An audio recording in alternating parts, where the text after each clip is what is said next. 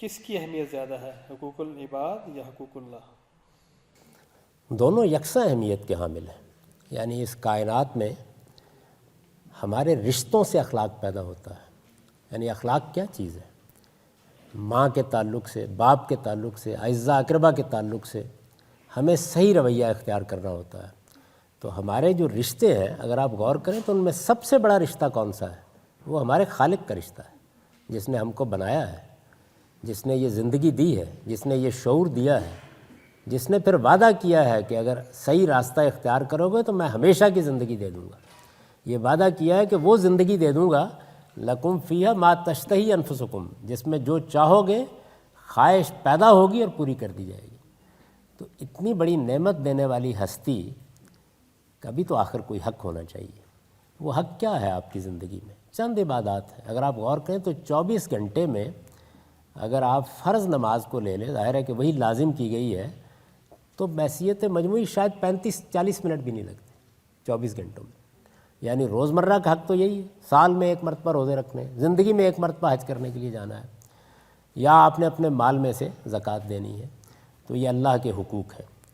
بندوں کے حقوق ان سے آپ واقف ہیں. ایک فرق البتہ ہے، اور وہ فرق یہ ہے کہ اللہ تعالیٰ اپنے حقوق میں کائنات کے خالق ہیں، بڑے عفو و درگزر سے کام لیتے ہیں، بڑی غلطیوں کو معاف کر دیتے ہیں.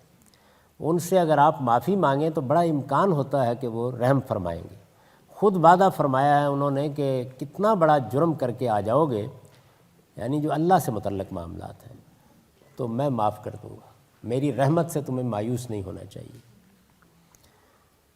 قیامت میں بھی اس کا امکان پیدا ہوتا ہے کہ بندے نے توبہ کی ہے، استغفار کی ہے تو معافی ہو جائے گی.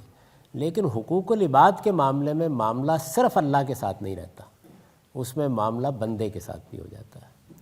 اور جب بندے کے ساتھ معاملہ ہوتا ہے تو آپ جانتے ہیں کہ بندے میں وہ عفو و درگزر، وہ رحمت، وہ شفقت توقع نہیں کی جا سکتی.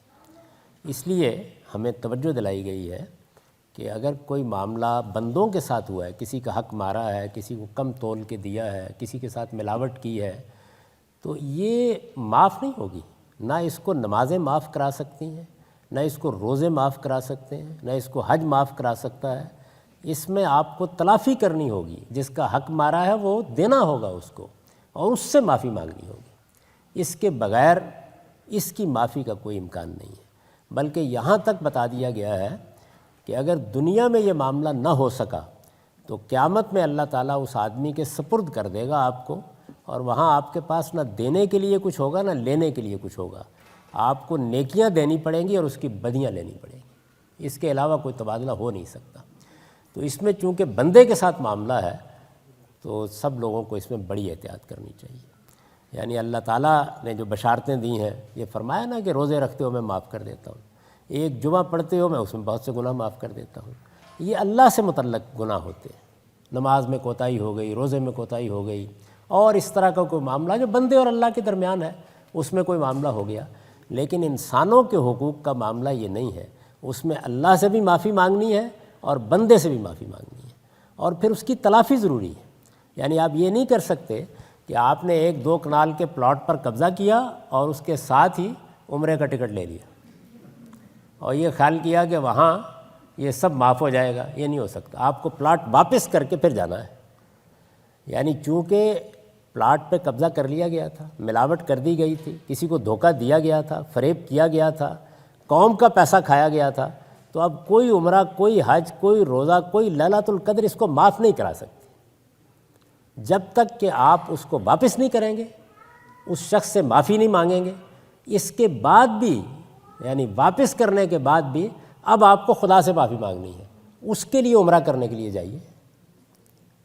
یعنی ترتیب یہ نہیں ہے کہ پلاٹ پر قبضہ مکمل کر کے عمرہ کرنے کے لیے جائیں، وہ واپس کر کے جائیں. تو بندے سے معافی یہاں ہو گئی، وہاں اللہ تعالیٰ سے معافی مانگ لیجیے. تو یہ ایک بڑی نازک صورتحال ہے. اگر آپ اس زاویے سے دیکھیں تو حقوق العباد کا معاملہ اللہ تعالیٰ کے حقوق کے مقابلے میں زیادہ سنگین ہو جاتا ہے. اس لیے اس میں بڑی احتیاط کرنی چاہیے. اور یہ غلط فہمی بالکل رفع کر لیں کہ جب یہ بشارت دیتے ہیں نا ہمارے علماء بعض سناتے ہیں کہ آپ نے اگر ایک جمعے کے بعد دوسرا جمعہ پڑھ لیا، اور اگر آپ نے ایک رمضان کے بعد دوسرے روزے رکھ لیے، اور آپ عمرہ کرنے کے لیے چلے گئے اور حج کرنے کے لیے چلے گئے، تو جیسے ماں کے پیٹ سے آپ پیدا ہوئے ایسے ہی پاک ہو جاتے ہیں۔ وہ اللہ تعالیٰ کے متعلق جو چیزیں ان سے بے شک پاک ہو جاتے ہیں، یعنی بندوں کے معاملے میں ان میں سے کوئی بشارت نہیں، وہ آپ کو حق ادا کرنا پڑے گا۔